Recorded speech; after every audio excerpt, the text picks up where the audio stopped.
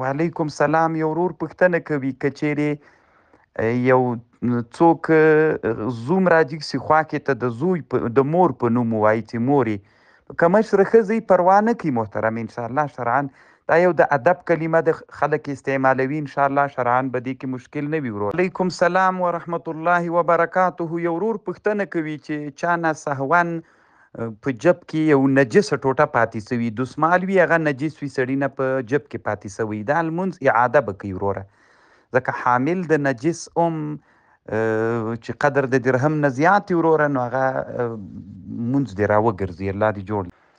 وعلیکم سلام ورحمت الله وبرکاته. یو ورور پوښتنه کوي چې د قسمونو کفاره خور یا ورور ته ورکولی سي که نه و محترمه چې فقیران وي خور ورور ته د قسم کفاره ورکول جواز لري ورور. وعلیکم سلام. یو ورور د خوست ولایت نه پوښتنه کوي چې یو سړی مثلا سفر باندې ځي خو هلته یوه شپه کوي یوه شپه نه وروره چې یو ساعت تېری هم د سفر اندازه وي د علما وي د موټروانان چې هره ورځ ځي راځي نو دلته سفر د محترمه سفر به کوي یعنې مونځ به د مسافرانه کوي الله دې جوړ لره وروره کامیاب.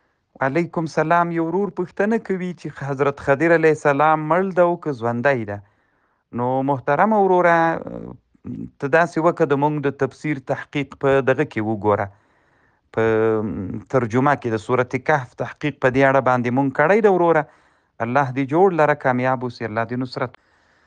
وعلیکم سلام. یو ورور پوښتنه کوي هغه محمد په نامه باندې کابل نه د ورور پوښتنه دا د په رکوع په سجده کې تسبیحات طاق چې هر څومره وي ویللی سي محترمه خو چې امام نه یې ځکه که امام یې بیا په مقتدیانو تکلیف راځي که ځان ته منفرد یا مقتدي بیا یې ویللی سي چې هر څومره اندازه قدر ته طاق ویللی سي ویللی سي. وعلیکم سلام. یو ورور پوښتنه کوي چې قرآن شریف چې کله ویده کېږي سر ته یږدي سر سره دې ایښی وي یعنې خو داسې په ادب باندې ایښی پروا نه کوي محترمه الله دې جوړ لره جنتي سي کامیابي دې نصیب سه ځکه علما وایي که چېرته کومه کوټه کې سړی جمعه کوي له خپلې ښځې سره هلته قرآن ایښی پروا نه کوي الله دې جوړ لره وروره جنتي سي. وعلیکم سلام ورحمت الله وبرکاته. یو ورور پوښتنه کوي چې د مزار زیارت چې دا حضرت علي رضی الله عنه ته منسوب ده دا محترمه د تاریخي معتمدو کتابونو له لحاظه صحیح نه ده وروره الله دې جوړ لره کامیابي دې نصیب. وعلیکم السلام ورحمت الله وبرکاته. یو ورور پوښتنه کړې ده چې حیواناتو ته په غاړه کې تعویض ورچول څرنګه دي؟ نه محترمه جواز نه لري. دغه مسئله علامه امام سبکي رحمه الله په معید النعم و مبید النقم کتاب کې او علامه ابن مفلح رحمه الله په خپل کتاب الآداب الشرعیه په دې کتاب کې لیکلې ده جواز نه لري وروره.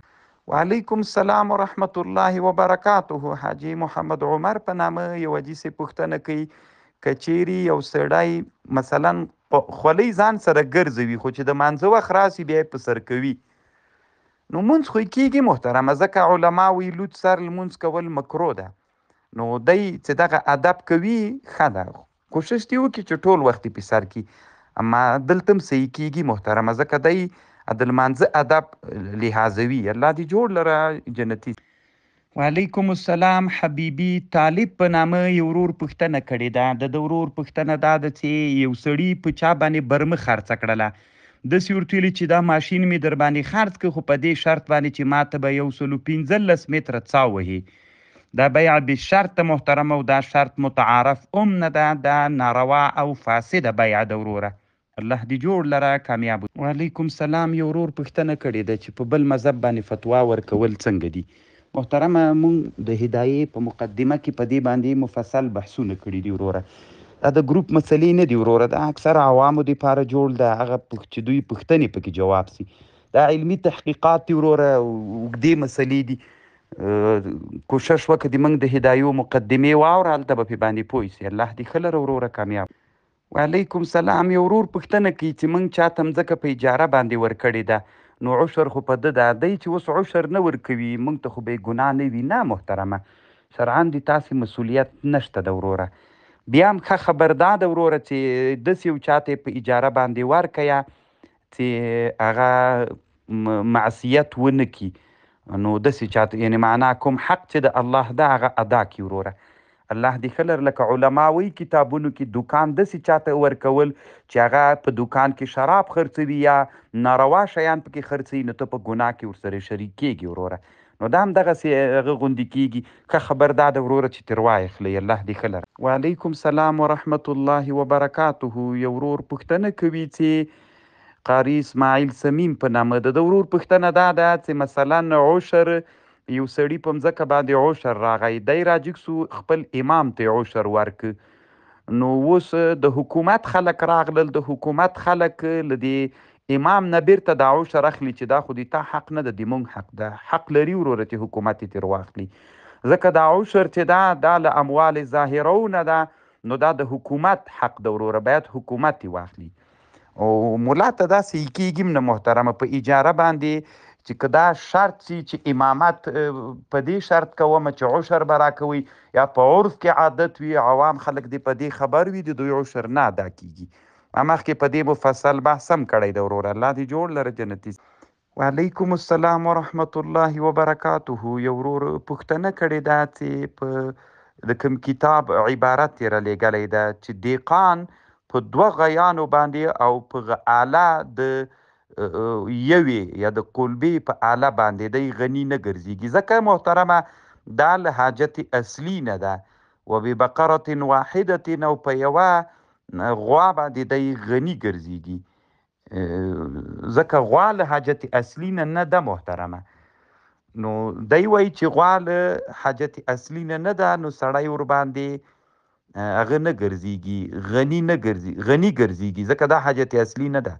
او که دوه غویانې درلودل، ځکه په هغه باندې خو پخوا زمانه کې یوه قلبه کېدله، نو دا حاجت اصلي ده. نو چې حاجت اصلي سو دا یعنې په مال کې نه حسابېږي چې سړی دې پې غني سي. الله دې ښه لره وروره کامیاب اوسي. وعلیکم سلام. یو ورور پوښتنه کړې ده چې د وقت امیر یا امیر المؤمنین د وقت د نوم په خطبه کې یادول. ګورئ محترمو، تاسې غم دلته دا ده چې د مونږ په دیني مدارسو کې مونږ داسې کتاب نه لرو چې هغې کې مونږ د اسلامي حکومت احکام وپېژنو. مونږ نارې وهو چې باید د دیني مدارسو داسې نصاب جوړ سي چې مونږ سیاستولۍ هم پکې زده کړو. نو محترمه دا د امیر المؤمنین نوم نه پکې یادوي، دا د مسلمان باندې د مسلمانانو د امیر په مسلمانانو حق د په خپل رعیت چې ده ته دعا وکړي. نو دا دعا د محترمه مسلمان په مسلمان حق لري که نه چې دعا ورته وکړي. نو مسلمانانو امیر دا یو حق د په خپل رعیت باندې چې دعا ورته وکړي. دا نوم چې په خطبه کې یادوي محترمه دا دعا ده ورته چې الله پاکه تی سیده کړي، الله پاکه تی استقامت ورکړي، الله پاکه تی سم کی، الله پاکه تی مستقیم کی، الله پاکه تی حکومت ته دوام ورکي. دا دعا ده وروره، نوم یې اخیستل دي. خو بس غم دلته دا ده چې دین مزده نه ده، نوم اخیستل نه دي وروره، دا دعا ده او دا دعا په رعیت باندې حق ده باید ورته وکړي. الله دې جوړ لره وروره کامیاب اوسه.